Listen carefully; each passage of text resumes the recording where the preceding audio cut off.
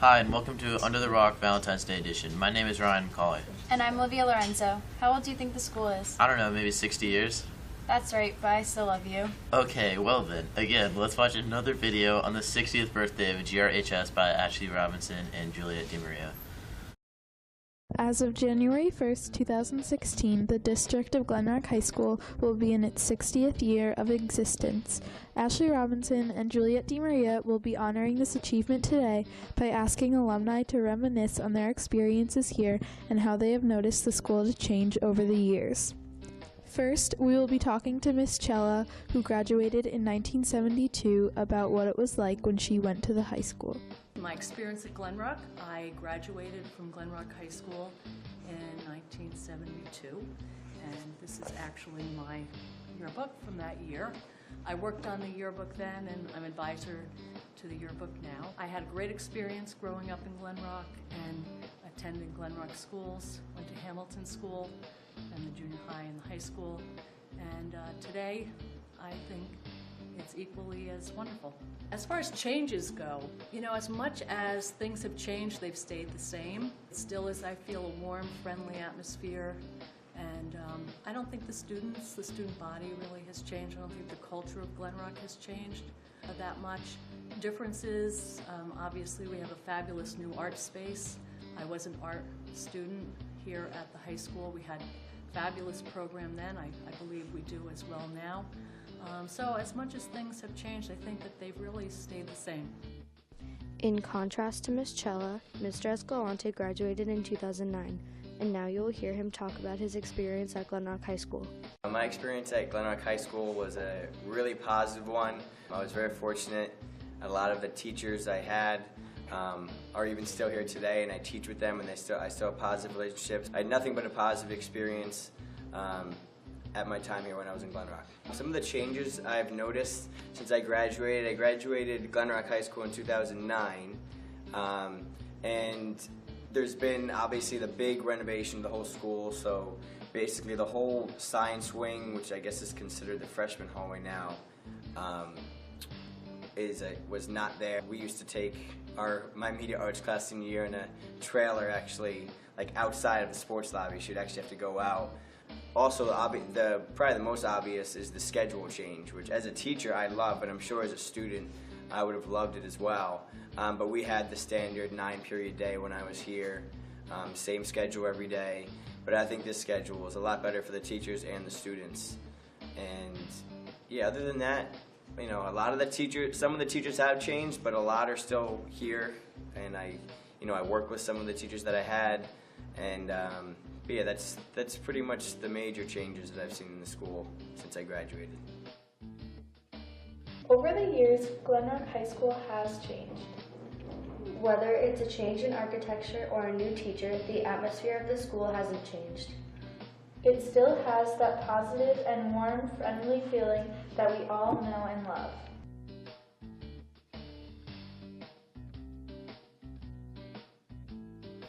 It's been a great first season of Under the Rock.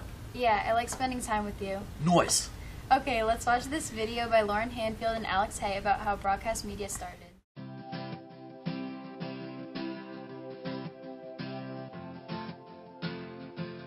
My partner Alex and I have ventured over here to speak with our superintendent, Dr. Valenti, about how the broadcast media class started.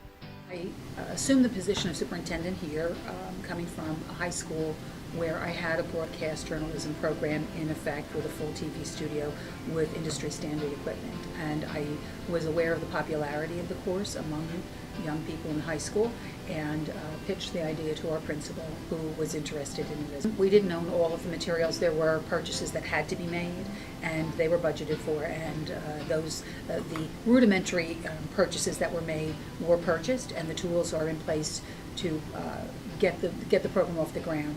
Long-term vision, I'd like to see a broadcast journalism studio where there could be sessions and recordings done in the studio where students could really develop the program further with their teacher's advice.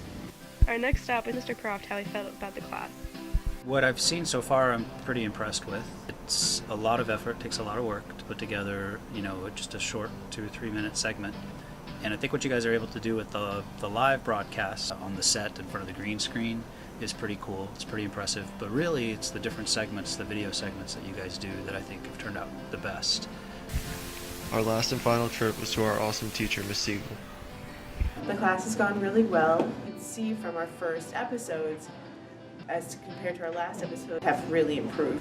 I think it's off to a great success and great start. I know that there have been at least 2 or 3 programs. I've watched them when I've been emailed about them, and I'm very excited and very pleased. Are you in any school clubs? No, but a few of my friends are in the GSA. What is the GSA? In this segment, by Danielle Felicioli and Caitlin Draves, we will find out about what the GSA is all about. Hi, I'm Miss Rusin. I'm one of the advisors for the GSA. And I'm Jordan, and I'm president of the GSA. The school group, GSA, stands for Gay Straight Alliance. This group has lasted for many years now. As time goes on, more and more people accept each other with a big help from the GSA. Miss Rusin was able to join founding advisor Mr. Broadhead this year. We got the chance to talk to advisor Miss Rusin and President Jordan McMahon. I chose to run for president of the GSA because I feel like last year was a really big year for me because I came out my junior year, at least fully, to the entire school, which was a really big step for me and just myself and feeling comfortable with myself. But I'm confident enough to then go and show other people that this is such a great club and why I'm a part of it and how it's like influenced my life. So I chose to advise the GSA, one, because they needed an advisor. Ms. Snyers retired last year. I think that I have a unique opportunity being an art teacher to connect with students. Well, I think if you start with the simple things like our meetings, I mean, are they events? I don't know, but they're definitely They're events. yeah. Or the assembly with Leo Caldwell was also a really, really nice, successful event, which I loved a lot. Yeah.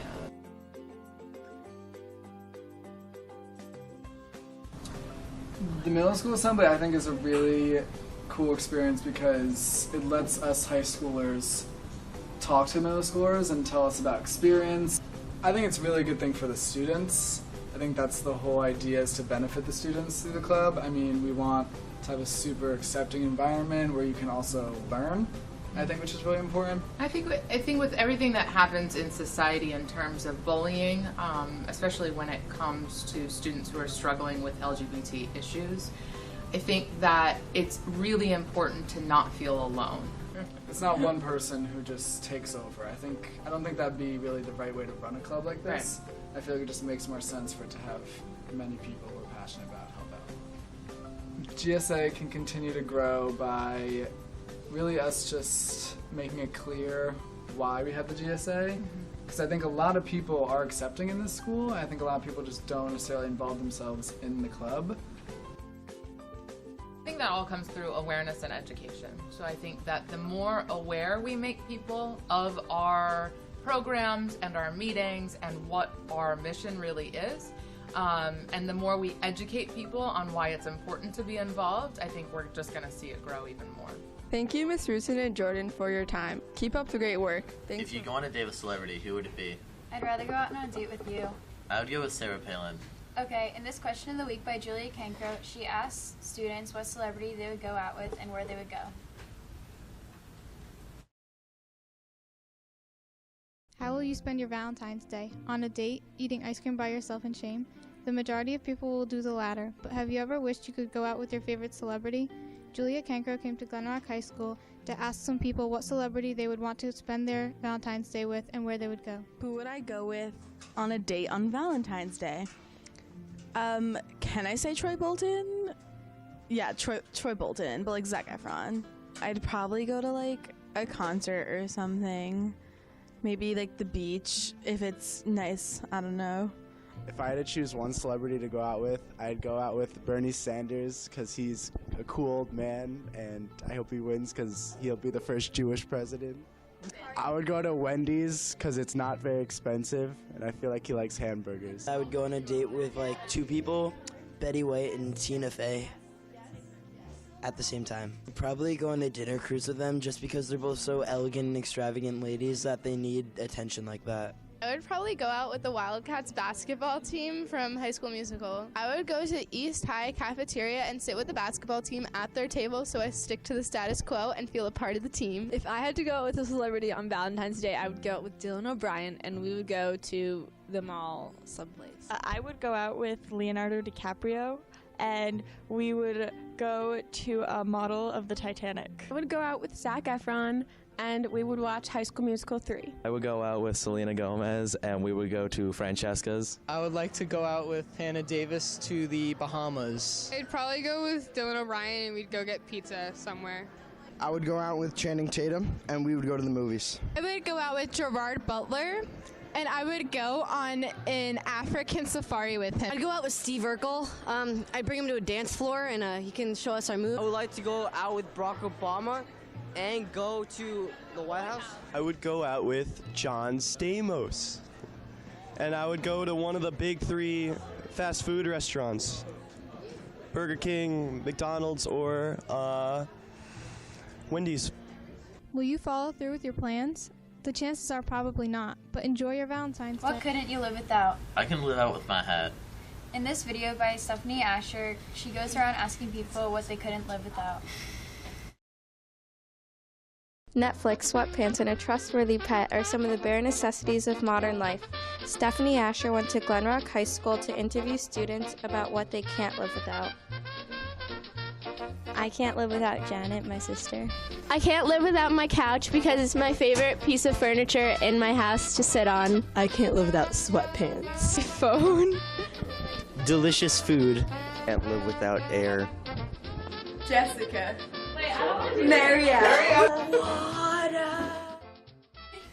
Hey, you're part of the debate team?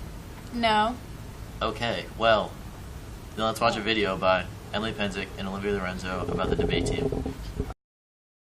A lot of you can remember when students from other schools were holding debates in classrooms. We decided to interview Mrs. Kearns and her experience coaching the GRHS debate teams.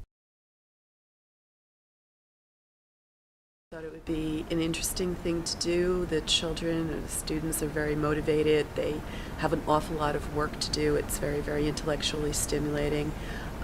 Get to go to a lot of different high schools, meet up with a bunch of other students who have sort of the same interests, same background. They do need a fair amount of coaching and mentoring, particularly the JV guys in the beginning. So I thought it was just a worthwhile activity to kind of get these guys really along. I was hired in September, so it's my very first time teaching, and this is my very first club to be a coach on. The varsity team, thankfully, was really, really good. They have been doing it for a long time. They're particularly good debaters. I'm finding that they're very, very helpful in helping us with the junior varsity. The junior varsity new, a lot of freshmen have never done it before.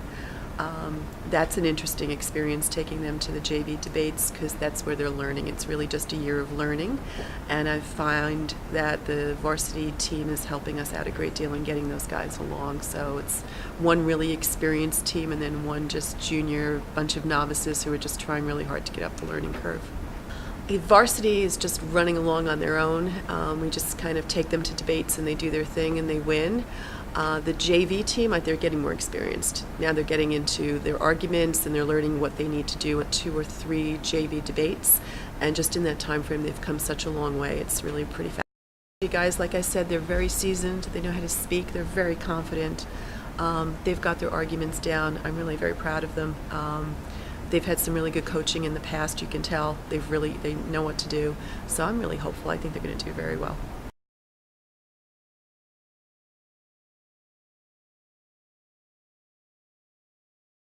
These segments were incredible. Agreed. Thanks for tuning in, showing your support. That's it for this episode of Under the Rock!